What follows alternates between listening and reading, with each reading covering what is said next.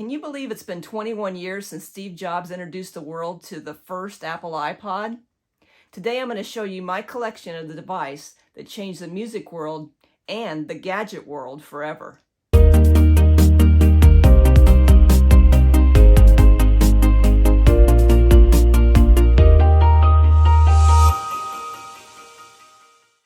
That very first iPod was $399 when it was introduced back in October 23rd, 2001. It was way too expensive for my blood back then, and I didn't end up getting an iPod, this one, until 2 years later.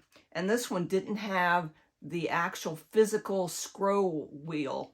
This one has a touch scroll wheel, and unfortunately, it won't even turn on anymore. So this one had 30 gigabytes. And then a few years later, I got this one. Then there was this one. And then finally this one. And I have another one that's similar to this one. I think that it has 180 gigabytes. And Jeannie still uses it to this day. I can remember that it took days to rip my entire collection of CDs to put them all on this one device so I could carry it with me wherever I went. The iPod started shrinking drastically in 2005 with the introduction of the first shuffle. I like this one because it had a built-in USB connector for easy charging. Didn't have a display though. This was the first iPod without a display. That same year, the first Nano was introduced. And I liked it because it was a miniature version of this one. It looked almost identical with the acrylic top. Apple kept coming out with new versions of the different models every year. This is another shuffle.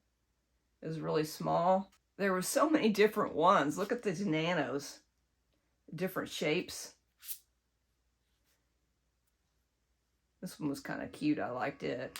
Who remembers this iPod Nano with the clip and the full display here? This was like a precursor to the Apple Watch. People were even wearing it on their wrist like a watch. And we can't forget the iPod Touch because it ultimately became the iPhone, which changed everything.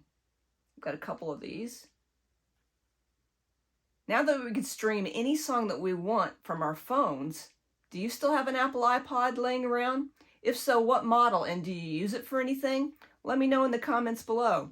And if you like my content, please consider giving me a thumbs up. This has been the 5th episode of the Gadgeteer video podcast, and I think it's time that we stop going down gadget memory lane and focus on some new topics.